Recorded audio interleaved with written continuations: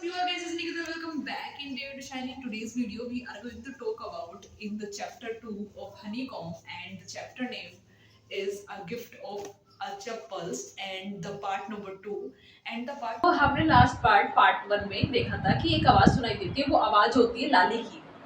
लाली जो है वायलिन बजा रही होती है, हमने ये देखा था लास्ट पार्ट में। अब पार्ट नंबर 2 स्टार्ट होता है। मृदु और रवि जो है वो दोनों विंडो से झांक रहे होते हैं, और किसको देख रहे होते हैं? लाली को।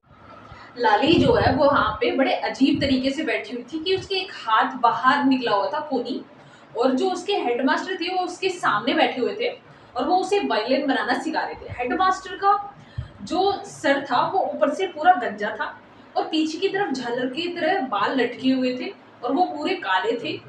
गले में सोने की चैन थी, हाथ में अंगूठी थी। हाँ, तो गले में सोने की चैन थी और हाथ में हीरे की अंगूठी थी।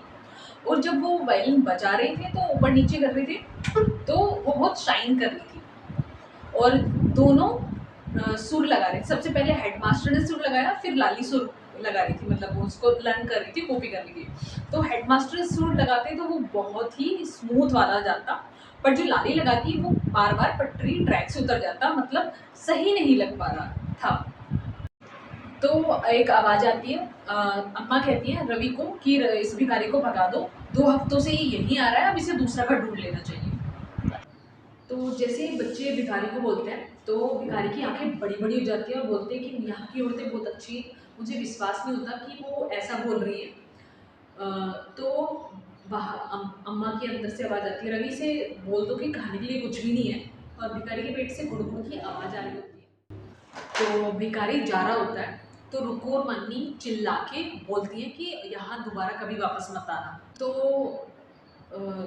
भिखारी जा रहा होता है पर रुको और मन्नी बोलती है कि रसोई घर में चिल्ला के कि यहाँ पे कुछ नहीं बचा है। भिखारी चिल्लाता है, हाँ चला जाऊंगा चला जाऊंगा, अभी देखो ना बाहर कितनी धूप हो रही है और मेरे पैर में फोले भी हो रहे हैं, बाहर तारुन का तेल भी पड़ा हुआ है, तो अभी मुझे जब तक छाँव हो जाए तब तक मुझे इस पेड़ के नीचे आराम करने दो। तो सारे बच्चे सोचते हैं, मृदु, मीना और रवि तीनों सोचते हैं कि हमें इसे चप्पल देनी चाहिए। तो रवि कहता है कि मैं इसे अपनी चप्पल दे देता, बट मेरी चप्पल इसको आएंगी नहीं। मीनू और मृदु भी बोलती है हमारी भी नहीं आएंगी। तो फिर वो तीनों सोचते हैं कि चलो चप्पल ढूंढते हैं। वो जाते हैं अंदर घर में और चप्पल ढूंढने लग जाते हैं।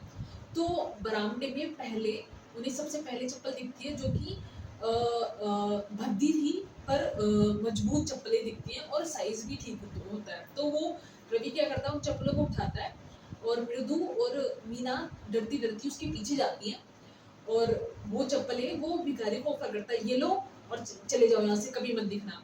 तो भिखारी उन चप्पलों को उठाता है, पहनता है, अपना कपड़ा झाड़ता है और उस गली से निकल जाता है। 1 मिनट में वो पूरी गली पार कर लेता है।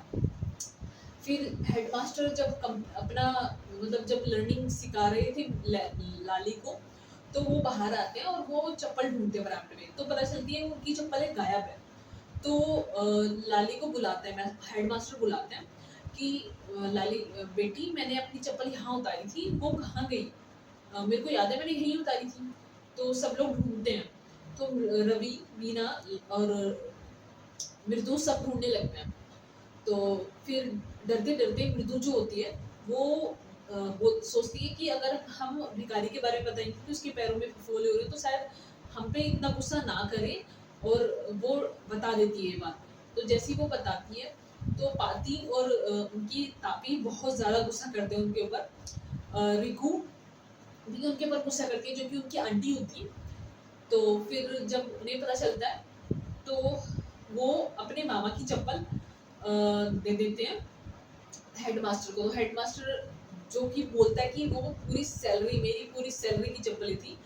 तो उन चप्पलों को पहन के थोड़ा कम खुश होते हुए और उसकी आंखों में चमक आ जाती है, पर उन चप्पलों को पहन के चला जाता है। जैसे वो जाता है तो तापी और जो पाती होती है वो बोलती हैं कि बहुत ज्यादा गुस्सा करने लग जाती है, डांटने लग जाती है। तो बच्चे बोलते हैं कि आपने तो हमें बताया था कि कर्ण अपना सब कुछ दान दे देता है। तो तापी दोबारा चिल्लाने लग जाती है कि वो अपनी चीजें दान देता था, दूसरों की नहीं।